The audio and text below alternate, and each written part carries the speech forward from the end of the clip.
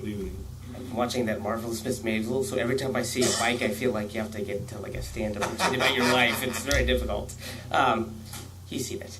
But so I am almost basically entirely in favor of this, but I think there are two holes really that we need to talk about in this legislation, and that is the lack of the owner occupancy regulations and short-term 30-day rental. And either on their own is not that bad, but combined together, I think it leaves room for exploitation. And everyone knows you make laws to prevent the bad actors, not for the good actors. So there's nothing preventing investors from coming in, buying a house, adding multiple units, and turning it into an Airbnb. And we do know that investors raise the housing prices, so that actually hurts housing affordability, and Airbnbs raise rent and housing prices, so that also hurts housing affordability. So I think if we're going to add these ADU things to allow people to come in, build for their grandparents or for rentals to afford the mortgage, that is great for the homeowner.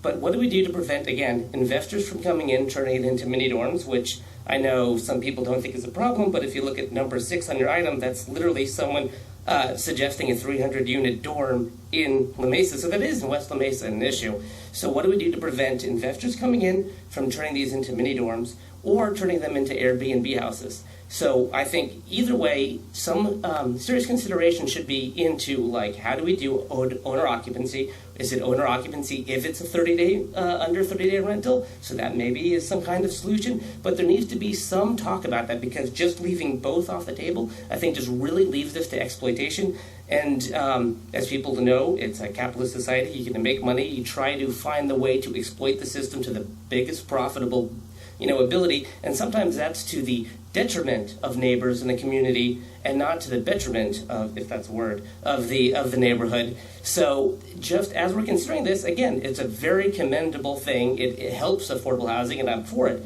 However, we do need to take a serious consideration on owner occupancy regulations and or short-term rentals and how those interplay together. Thank you. Thank you.